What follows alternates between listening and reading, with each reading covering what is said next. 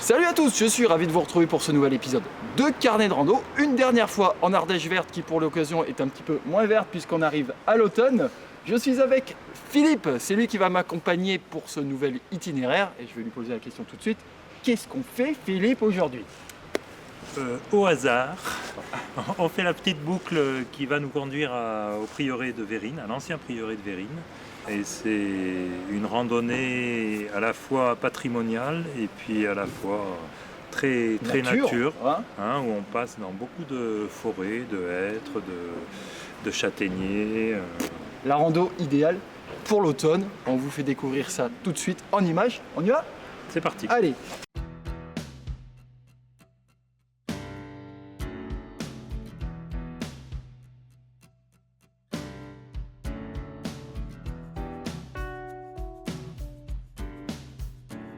Le départ de la randonnée, c'est Satilieu, qui m'ouvre les portes de sa campagne accueillante où la rencontre avec la faune locale n'est pas rare.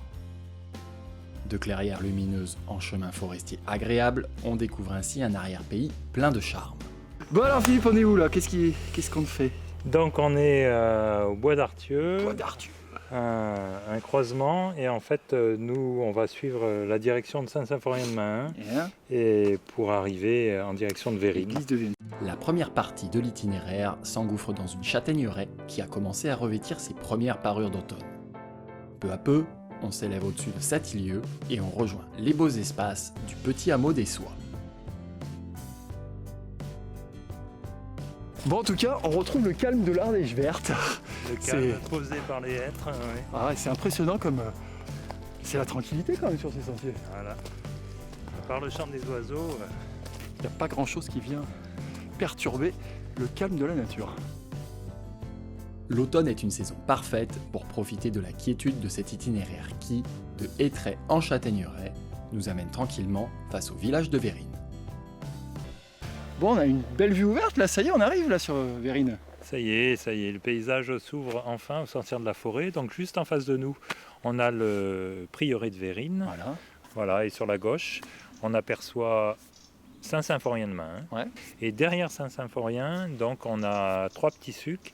Et le suc central, donc ça s'appelle le Chirat Blanc, qui est le sommet emblématique du coin, on va dire. On dirait un nom de vin. Ah, oui, c'est vrai. c'est vrai. Mais...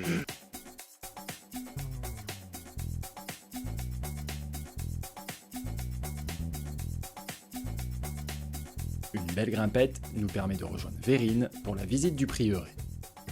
Si l'accès à l'intérieur de l'édifice est ouvert au public, je vais en revanche avoir droit à un petit bonus. Petite porte secrète. Eh oui, c'est pas très large, hein? Non, c'est d'une part pas très large, parce qu'en fait c'est un escalier construit dans le mur et qui va nous mener au clocher. D'accord, petit privilège de visiter le clocher. Petit privilège, parce que maintenant, par arrêté municipal, l'accès est interdit. Malheureusement. Donc malheureusement. Voilà. Allez, c'est parti. C'est pas large, je passe sympa, regardez ça. Ah ouais, non, mais c'est vrai. Oh là là, cette aventure. Donc ici c'est un ancien prieuré bénédictin, en fait qui dépendait d'un gros monastère qui se trouve au Monastier sur Gazeille, en Haute-Loire. C'est une église qui a fonctionné, on va dire, entre le XIe siècle et le XVe siècle. En l'occurrence, quand il s'est implanté, ils sont implantés avec l'accord du seigneur de Mahun. Et tout allait bien au début, et puis les relations se sont un peu envenimées. Après, c'était un peu la guéguerre. La guerre de clochers en l'occurrence. En plus, ils se regardaient bien. Alors, voilà, ils étaient pas loin. Voilà, on est vraiment l'un en face de l'autre. Et puis, voilà, petit à petit, il est tombé en désuétude. Mais aujourd'hui, il nous reste quand même des belles pierres. Il y a une association, les Amis de Vérines, donc qui essaye de chercher des financements pour restaurer, remettre en état ce site qui mérite. Voilà.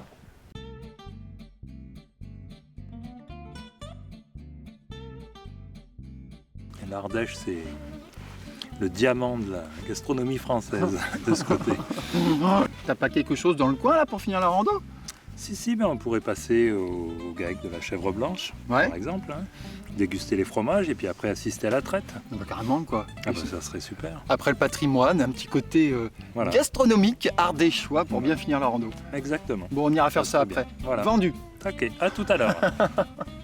De nouvelles essences ont fait leur apparition au-delà du prieuré. Les pins sylvestres et leur écorce orangée pour commencer. Mais aussi la bruyère, parfois encore en fleurs. Sans oublier la myrtille, désormais rougie par l'automne. Bon, dis donc, Philippe, le temps il s'est un petit peu gâté, hein. Un peu gâté, ça Ouh, se rafraîchit un ça se peu là. rafraîchit. Ouais. Ah bah, comme Ça ça on marche caille. un petit peu plus vite. Et oui, le mois d'octobre est là, et à pas loin de 900 mètres d'altitude, ça se ressent vite. Ici, c'est toujours la forêt qui domine le paysage, avec ses formes et ses couleurs variées. Elle ne lâchera prise qu'aux abords de Satilieu et du GAEC de la chèvre blanche, qui apparaissent au débouché d'un dernier très beau sentier forestier. Là, ça sent le fromage. Là. Ah oui. Franchement, c'est ça qui est génial, c'est que c'est juste à côté, ça vous coûte même pas un gros détour, quoi. Pourquoi s'en priver? Surtout que Allez, venez voir, on vous y amène. bonne surprise. J'espère que ça va vous donner des idées. Avant de déguster, on a envie d'en savoir un peu plus sur les origines du fromage. Rendez-vous donc avec Franck, qui se prépare justement à la traite quotidienne. L'occasion rêvée de voir comment ça fonctionne, mais aussi de goûter directement à la source, à ce lait qui servira ensuite à la fabrication des fromages. Juste sorti de la tête, il est juste à la bonne température. C'est tout chaud, tout tiède. Impeccable. Je valide. Donc là, tu vois, tu as des doux, plutôt fins en bouche. Tu as des lactiques que tout le monde connaît en classique. Tu as une petite pyramide cendrée, donc très parfumée, mais très fraîche à l'intérieur.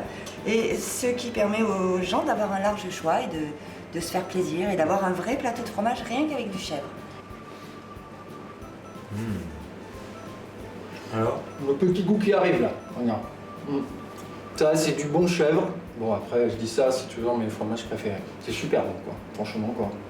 Alors, en tant que randonneur, Oui. à quelle heure c'est le mieux de passer pour te trouver ici, la boutique ouverte?